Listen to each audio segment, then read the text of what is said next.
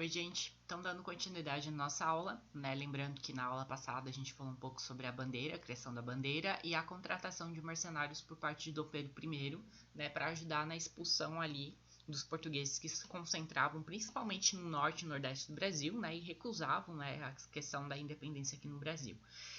Falando um pouco sobre a economia, né, como eu já havia comentado também na aula passada, ela tinha caráter agroexportadora, né, ou seja, né, dependia muito da exportação principalmente do café e do tabaco, né, para fora, né, enquanto as indústrias elas não tinham força para poder se modernizar, principalmente devido aos produtos ingleses que chegavam bastante aqui no Brasil, né, e a gente vai ver depois, né, lá na frente, durante o Segundo Reinado, que vai ter uma tentativa de industrialização, né, por parte de um cara chamado Barão de Mauá, e a gente também vai ter, né, no Segundo Reinado a questão de criação de algumas leis, né, para fazer e impedir ali que alguns produtos britânicos eles acabassem chegando, né, e dando preferência mais para os produtos nacionais.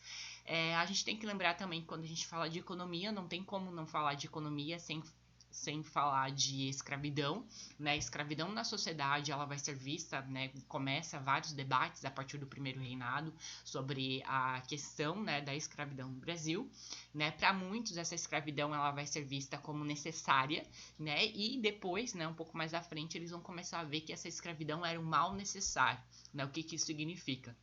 Como no Brasil tinha muitos latifúndios, né, e eles dependiam dessa mão de obra escrava, né, para estar trabalhando, então eles vão começar a alegar, né, que sem a escravidão não teria como o Brasil, né, manter essa sua economia agroexportadora, né, mas acima de tudo a gente tem que pensar também que o escravo ele era visto como uma mercadoria, né, e o comércio, né, e o tráfico de escravo era muito lucrativo, né, então para eles essa questão de manter a escravidão era bom, né, para esses grandes proprietários, né, e acima de tudo eles não queriam pagar salário para ninguém, né, então por isso que essa questão da escravidão ela vai se dar, né, até 1888.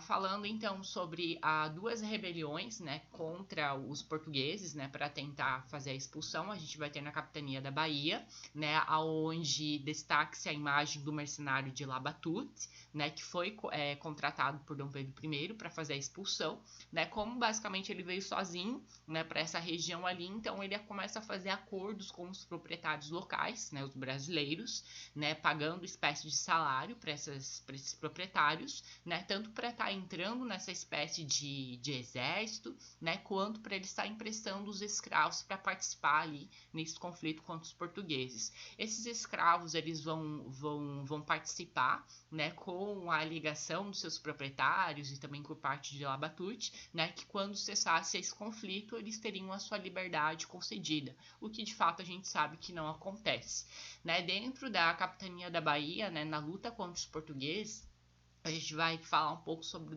o destaque dado, né, para Maria Quitéria, né? Maria Quitéria é conhecida também como a Mulã brasileira, né, porque a gente tem que pensar que na época, né, para a época em que ela viveu, ela foi contra aquilo que era imposto na sociedade, né, a questão de que a mulher ela deveria de ficar voltada somente ao serviço doméstico, criação dos seus filhos, né, ou servir o seu marido, né, e Maria Quitéria ela foi contra tudo isso, né, inclusive contra, né, as ordens de seu pai, que não havia permitido que ela entrasse para o exército.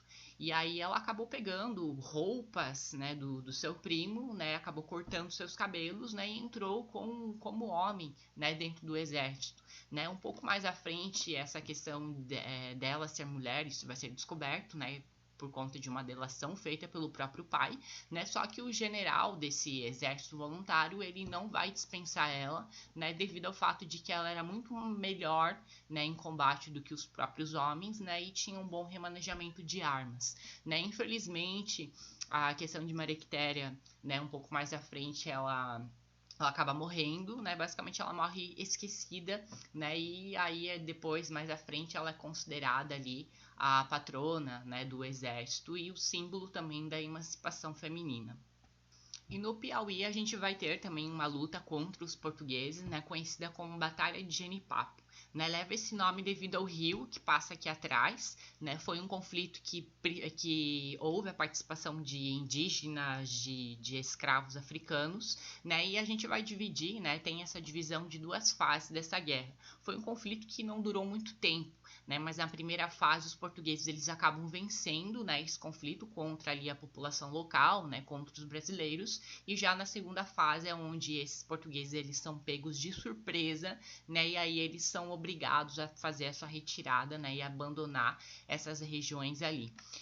Sobre a questão da organização política, né, a gente pode dividir em 3 partidos políticos que se existia ali na época, né? O primeiro que vai ser os moderados, que eram aqueles que apoiavam todas as decisões de Dom Pedro I, né, e eram a favor dessa monarquia, né? Teremos os liberais exaltados, que eram aquelas pessoas que eram a favor de um governo popular, né, e democrático, né, ou seja, eram a favor de uma república, e a gente tinha o Partido Português, que defendiam a recolonização, né? Um fato importante a gente lembrar que, embora houvesse sim dentro do Partido Português portugueses, tinha também brasileiros que eram a favor da recolonização do Brasil, né? Então basicamente vão ser esses 3 partidos políticos que vão vigorar ali durante o primeiro reinado.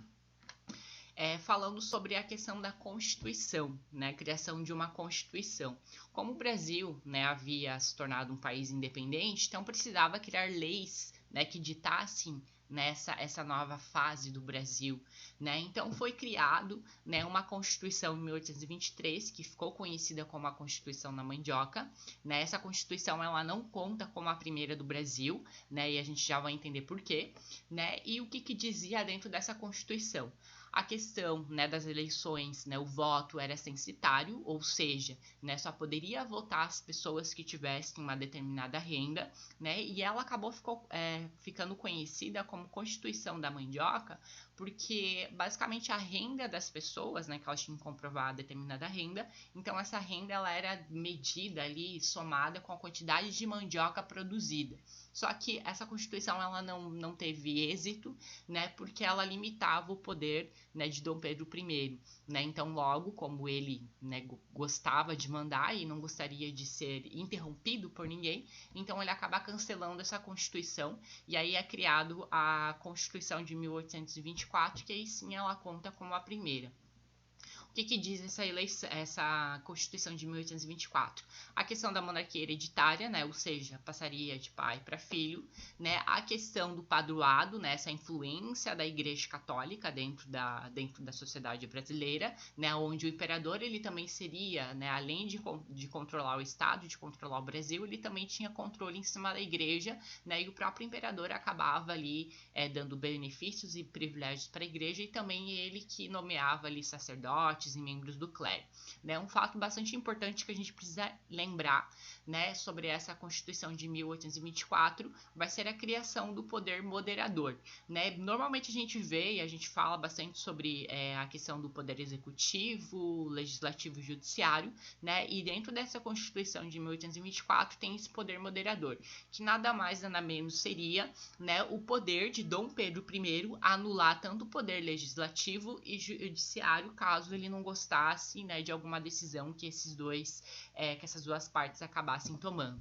né? Então basicamente Dom Pedro I ele acaba se tornando, né, um imperador absoluto dentro do Brasil, né? E a gente vai ter, né, a partir daí alguns descontentamentos, né, de algumas pessoas que acabavam apoiando ele por conta dessa questão dessa Constituição.